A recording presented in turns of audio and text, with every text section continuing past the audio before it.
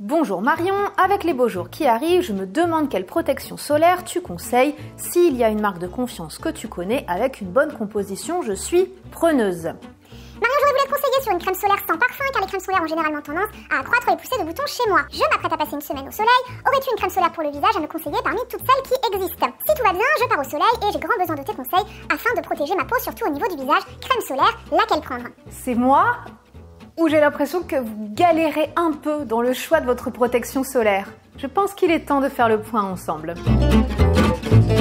Bonjour les apidermes, j'espère que vous allez bien. Alors des articles et des tests en tout genre sur les protections solaires, à cette période de l'année, il y en a plein.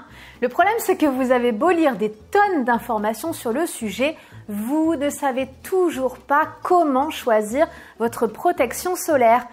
Et ce n'est pas de votre faute parce qu'en fait, entre vous et moi, c'est super compliqué. Filtres minéraux chimiques, SPF, UVA, UVB, il y a de quoi perdre les pédales et rester des heures dans les rayons sans rien acheter. Voilà donc une vidéo qui tombe bien et qui, je l'espère, va vous aider à vous y retrouver dans la jungle des protections solaires et à faire le bon choix, c'est-à-dire le meilleur pour vous.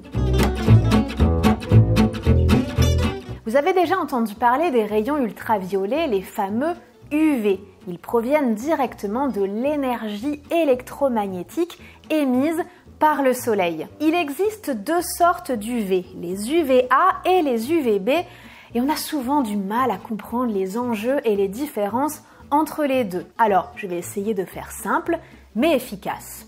Toujours. Les UVA passent partout, même à travers les vitres et jusqu'à 60 cm dans l'eau. Les UVA sont très dangereux car ils pénètrent profondément dans le derme, la deuxième couche de notre peau. Conséquence, ils s'attaquent aux fibres de la peau, au collagène et à l'élastine et ils accélèrent le vieillissement cutané. Ils sont aussi responsables des taches pigmentaires et des intolérances solaires, les lucites estivales et toutes les autres réactions allergiques. Bref, vous l'avez compris, les UVA peuvent être catastrophiques pour votre capitale beauté. Les UVB, eux, sont plus facilement reconnaissables et surtout quand vous avez abusé de leur service. Les coups de soleil, la peau rouge brûlée, oui, c'est eux. Ils sont aussi responsables de la majorité des cancers de la peau. Et je sens que cette vidéo va être super gaie, hein. Si l'on souhaite vieillir en beauté et en santé, la protection contre les UV est donc nécessaire. Ce joli décor étant planté, parlons maintenant des filtres solaires. Dans les crèmes solaires de ceux qui sont censés filtrer les UVB et donc protéger notre peau. Il existe deux types de filtres solaires, les filtres chimiques et les filtres minéraux. Et alors, c'est là que les choses commencent à se compliquer. J'adore! Les filtres chimiques que l'on trouve dans la grande majorité des protections solaires non bio sont dits absorbants car ils captent les UV et les stockent à la surface de la peau. Ils ont plusieurs avantages. On les trouve facilement, en grande surface, en pharmacie, etc. Et sous différentes formes, les crèmes, les laits, les huiles, les gels, etc. Ils sont aussi faciles à appliquer et ils ont un excellent rapport qualité-prix. Par contre, ils présentent plusieurs inconvénients non négligeables. D'abord, leur efficacité commence seulement 30 minutes après l'application. Surprise! Eh oui, il faut lire ce qui est écrit en tout petit sur l'étiquette. Il présente aussi un risque élevé d'allergie ou d'intolérance cutanée. Plusieurs filtres sont même suspectés d'être des perturbateurs endocriniens. Et quand on a des soucis hormonaux, mesdames, c'est exactement les genres d'ingrédients que l'on préfère éviter. Et enfin, ils sont très polluants, et notamment pour les océans. Chaque année, ce sont plusieurs tonnes de crème solaire qui se retrouvent à la mer. Sans compter que ces protections solaires avec des filtres chimiques, comme beaucoup de produits conventionnels, sont remplis de conservateurs, de parfums, de colorants qui n'ont rien à faire sur votre peau et qui sont souvent incompatibles avec les problèmes d'acné. La deuxième catégorie de filtres, ce sont les filtres minéraux. Leur principe de fonctionnement est différent. Au lieu de capter les UV, eh bien, ils les réfléchissent à l'extérieur, à la manière un peu d'un miroir protecteur. Ce sont des minéraux à l'état naturel, le dioxyde de titane, l'oxyde de zinc, que l'on va réduire en particules très fines. Ce sont les seuls filtres solaires qui sont utilisés et acceptés en cosmétique bio. Ils offrent plusieurs avantages. Contrairement aux filtres chimiques, eh bien, ils sont efficaces, eux, dès l'application, pas besoin donc d'attendre avant d'être protégés. Ils sont aussi peu allergisants, mais ils ont aussi évidemment leurs inconvénients. Déjà, ils sont plus chers que les filtres chimiques. On les trouve aussi souvent dans de plus petits formats. Il faut dire que l'été, c'est moins pratique. Et puis, ils laissent souvent une pellicule un peu blanche sur la peau, plus ou moins importante selon les marques et les formules. Et je vous avais bien dit que le sujet était loin d'être simple. Eh bien, au risque de faire des déçus, il n'y a pas de réponse idéale. Hey, je suis honnête avec vous! Si votre budget vous le permet, préférez les filtres minéraux que vous trouverez dans les protections solaires bio. Des marques comme Acorel, le laboratoire de Biarritz, Alphanova, UV Bio utilisent des filtres minéraux et des ingrédients actifs naturels. Et c'est toujours plus sain pour la peau en général.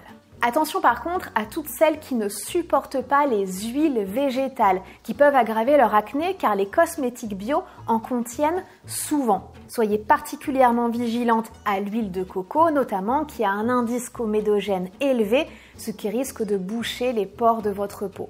Mais si vous n'êtes pas sensible aux huiles végétales, alors foncez! Même si les produits coûtent plus cher, cela peut vraiment valoir le coup d'avoir une protection solaire de qualité pour éviter tout effet rebond de votre acné après les vacances. Et si vous préférez vous tourner vers des produits non bio, certaines marques proposent aujourd'hui des protections solaires avec des filtres minéraux. Alors veillez par contre, s'il vous plaît, à choisir une formule où les particules de minéraux ne sont pas nano.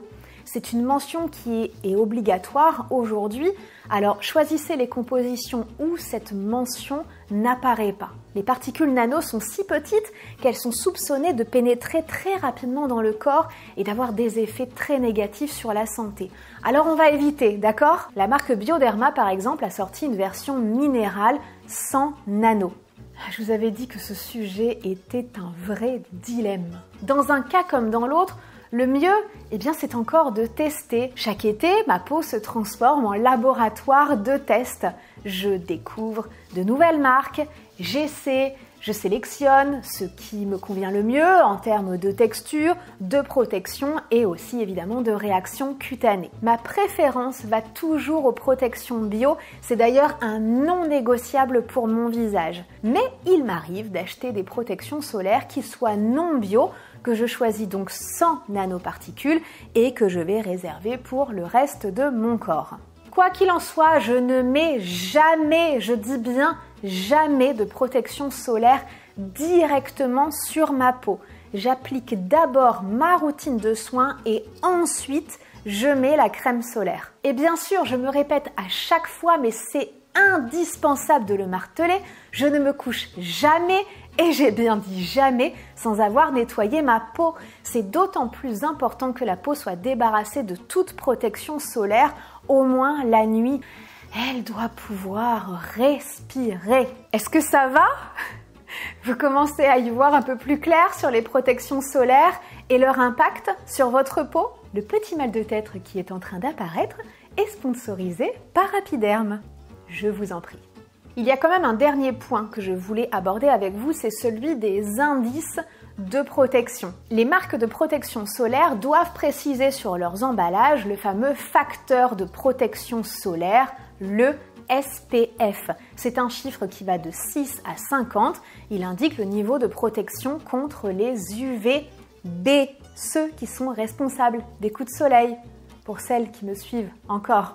Et comme vous êtes une petite maline, vous avez déjà compris ce que ça signifie. Le SPF ne garantit pas de protection contre les UVA, ceux qui sont responsables de l'accélération du vieillissement cutané et des taches pigmentaires. Vous devez donc chercher sur les emballages le logo UVA. Ce sont les lettres UVA entourées d'un cercle. Et je vous assure, c'est loin d'être le cas de tous les produits. Et en plus, pour ajouter à la complexité, aucune protection ne peut vous garantir une filtration totale contre les UVA.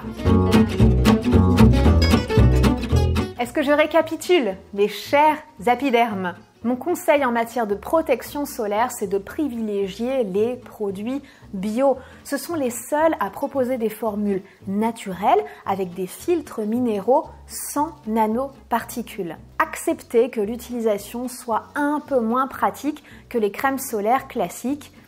C'est pour votre bien. Et cherchez le petit logo UVA sur l'emballage pour que votre peau soit protégée contre tous les UV, les A et les B. Appliquez toujours votre soin sur la peau avant de mettre une protection solaire. Et pour que votre été se passe le mieux possible, préparez votre peau avant de vous exposer. J'ai fait plusieurs vidéos sur la préparation de la peau au soleil et sur les compléments alimentaires qui sont les plus adaptés. Évidemment, si vous n'êtes pas abonné, vous n'avez pas pu les voir. Moi je dis ça, je dis rien, hein. N'oubliez jamais que même protégé par un écran solaire, la santé de votre peau est menacée lors d'une exposition excessive au soleil. Il est donc important de choisir une protection adaptée et de s'exposer en conscience. La santé et la beauté de la peau avant tout. La semaine prochaine, je vous partagerai ma routine cosmétique idéale en été. Soyez au rendez-vous! Et d'ici là, prenez bien soin de vous et n'oubliez pas que c'est le bien-être intérieur qui se reflète à l'extérieur. À très vite!